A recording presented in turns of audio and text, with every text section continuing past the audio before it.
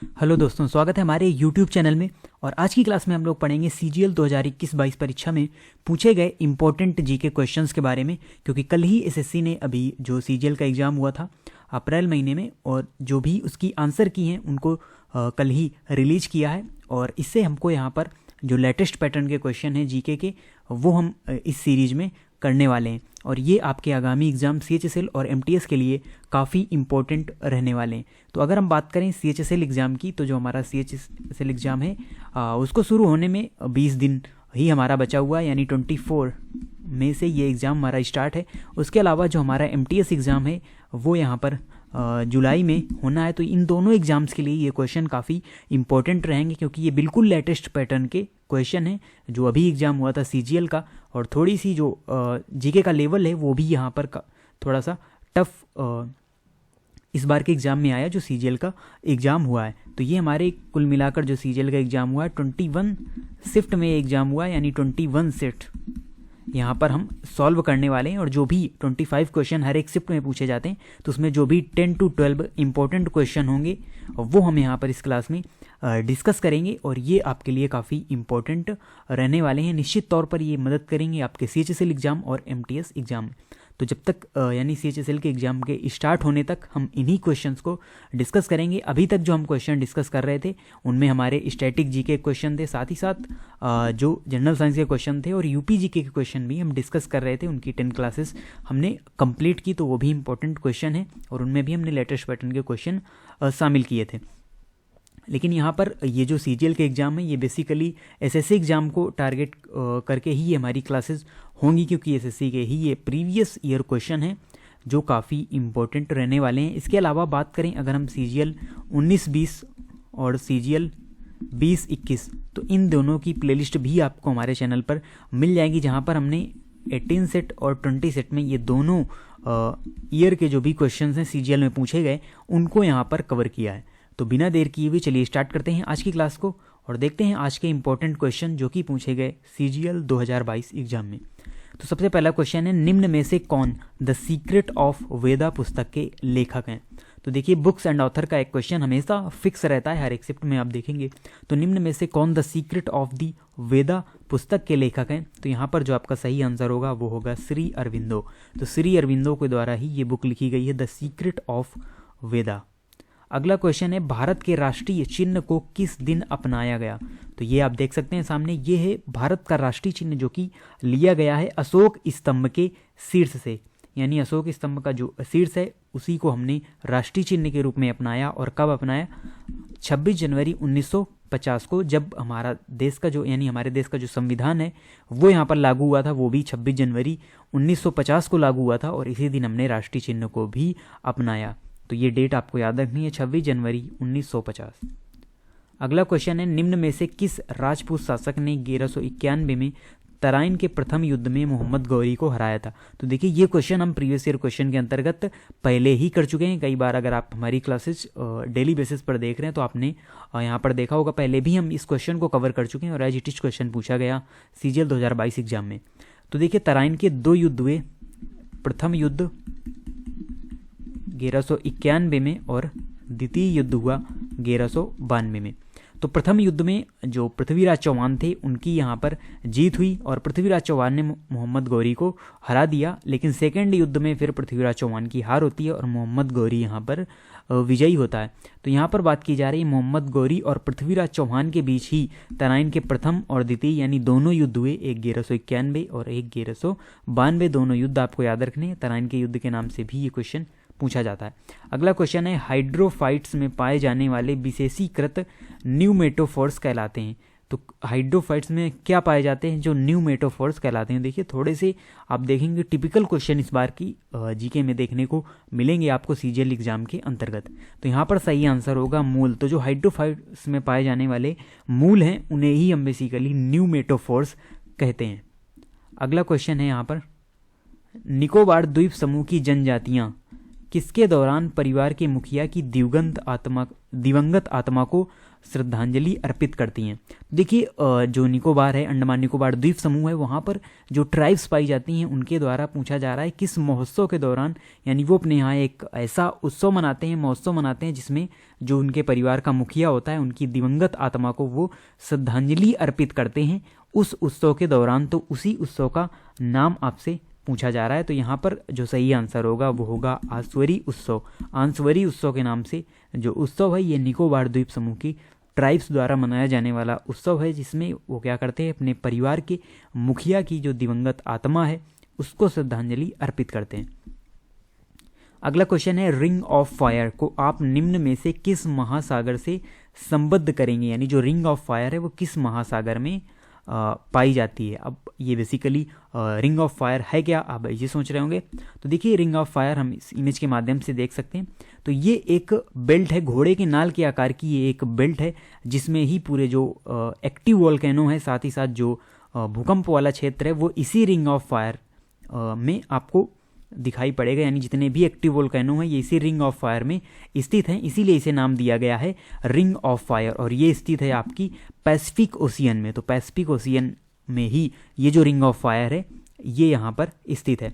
और बात करें अगर हम इसकी लंबाई की, तो लगभग 40,000 किलोमीटर लंबी ये बेल्ट है, जो कि एक घोड़े के नाल के आकार की दिखाई पड़ती है, और ये स्थित है पैसिफिक ओशियन में, यानी कि प्रशांत महासागर में। तो रिंग ऑफ फायर में जो भी हमारे एक्टिव वोल्केनो हैं, साथ ही साथ जो अर्थक्वेक एरिया है वो इसी क्षेत्र में स्थित है, और इसीलिए इसे नाम दिया गया है रिंग ऑफ फायर।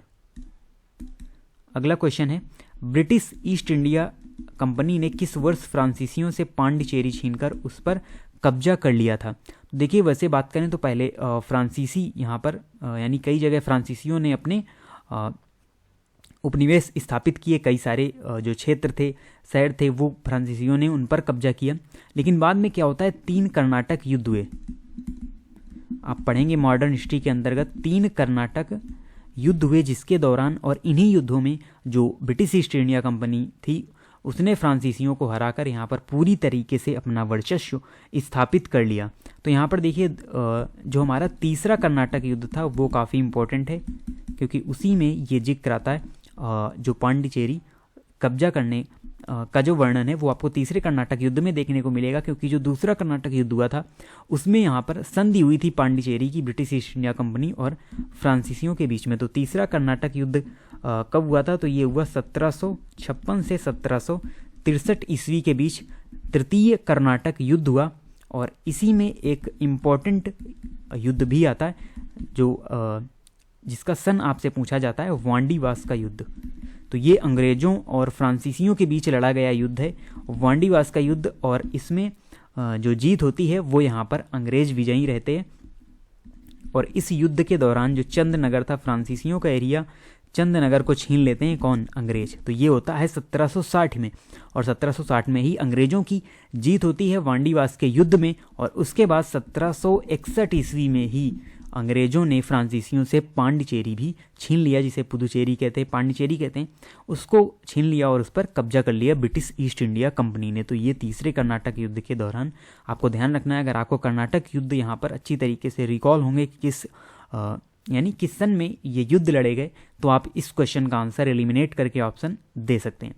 अगला क्वेश्चन है यहाँ पर, डैश प्राचीन भारत का एक महत्वपूर्ण बंदरगाह शहर था। तो आपको बताना है ये प्राचीन भारत में एक महत्वपूर्ण बंदरगाह शहर हुआ करता था। कौन सा शहर है, अहिच्छत्र, श्रावस्ती, चंपा या ताम्रलिप्त। तो देखिए श्रावस्ती पहले ही गलत है क्योंकि ये उत्तर प्रदेश के अंदर पड़ता है और यहाँ पर कोई भी पोर्ट नहीं है, तो प्राचीन में भी ये एक बंदरगाह शहर नहीं हो सकता। यहाँ पर जो सही आंसर है वो है ताम्रलिप्त। तो ताम्रलिप्त जो स्थान है, जो शहर है, वो प्राचीन भारत का एक महत्वपूर्ण बंदरगाह हुआ करता था। अगला क्वेश्चन यहाँ पर हम देखते हैं। अगला क्वेश्चन है, पृथ्वी पर कार्बन डाइऑक्साइड का कम से कम कितना स्थिरीकरण शैवालों द्वारा प्रकाश संश्लेषण के माध्यम से किया जाता है। तो देखिए जो प्रकाश संश्लेषण की क्रिया होती है उसके दौरान क्या होते हैं, हरे पौधे CO2 लेते हैं और उसके बाद O2 यहाँ पर रिलीज करते हैं। और शैवाल भी स्वपोषी जीव हैं, यानी वो अपना भोजन खुद बनाते हैं, वैसे ये समुद्र में जो भी जल वाले एरियाज हैं वहाँ पर पाए जाते हैं शैवाल, और शैवाल भी प्रकाश संश्लेषण की क्रिया करते हैं और प्रकाश संश्लेषण की क्रिया में CO2 लेते हैं और O2 यहाँ पर रिलीज करते हैं। तो आपसे पूछा जा रहा है जो शैवाल हैं वो स्थिरीकरण करते हैं कार्बन डाइऑक्साइड का, तो कम से कम कितना स्थिरीकरण करते हैं। तो देखिए एक प्रकार से ये भी एक टफ क्वेश्चन हो जाता है, और यहाँ पर जो सही आंसर होगा वो होगा ए नंबर, यानी कि आधा स्थिरीकरण शैवालों द्वारा प्रकाश संश्लेषण के माध्यम से किया जाता है। क्योंकि शैवालों की मात्रा भी बहुत ज़्यादा है, जितना हमारा वन क्षेत्र पाया जाता है लगभग उतना ही आपको शैवाल भी देखने को मिलेंगे, क्योंकि जो पृथ्वी में जल की मात्रा बहुत अधिक है और जहाँ जल पाया जाएगा जो भी महासागर होंगे उनमें शैवाल भी पाए जाएंगे बायोडाइवर्सिटी के अंतर्गत।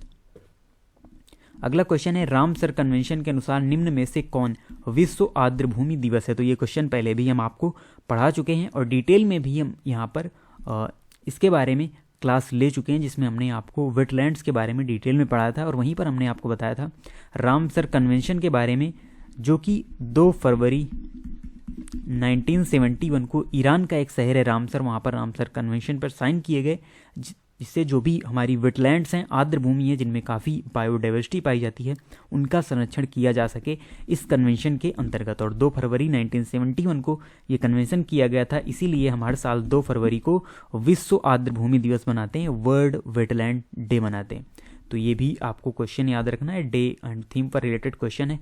अगला क्वेश्चन है निम्न में से किसे श्वेत पर्वत के नाम से भी जाना जाता है। तो निम्न में कौन सा ऐसा पर्वत है जिसे हम श्वेत पर्वत के नाम से भी जानते हैं। तो यहाँ पर आपका जो सही आंसर होगा वो होगा धौलागिरी। तो जो धौलागिरी पर्वत है इसे, और इसका कलर भी आप देखेंगे काफ़ी श्वेत है और इसीलिए इसे श्वेत पर्वत के नाम से भी जाना जाता है। तो ये हमारे आज के इम्पोर्टेंट 11 क्वेश्चन थे, और 25 में से जो भी हमारे इम्पोर्टेंट क्वेश्चन होंगे वो हम डेली बेसिस पर यहाँ पर डिस्कस करेंगे। और ये हमारा सेट 1 था, और इसी तरीके से हम 21 सेट तक कंप्लीट करने वाले हैं, और 20 दिन अभी हैं हमारे CHSL एग्जाम को स्टार्ट होने में, और तब तक हम ये सारे क्वेश्चन जो न्यू पैटर्न के लेटेस्ट पैटर्न के क्वेश्चन हैं वो यहाँ पर कंप्लीट कर लेंगे। और इसकी जो PDF है वो आपको मिलेगी हमारे टेलीग्राम चैनल पर, और क्लास से पहले ही ये PDF अवेलेबल होगी, जिससे आप उन क्वेश्चंस की प्रैक्टिस कर सकें, और दिन फिर यहाँ से आप इनके क्वेश्चंस यानी आंसर्स को भी मैच कर सकते हैं। तो आप इसी तरीके से चैनल से जुड़े रहें, और ये लेटेस्ट पैटर्न के क्वेश्चन अच्छी तरीके से आप सॉल्व करके ही CHSL का एग्ज़ाम देने जाएं। तो मिलते हैं आपसे नेक्स्ट वीडियो में न्यू इंपॉर्टेंट क्वेश्चंस के साथ, और तब तक के लिए धन्यवाद।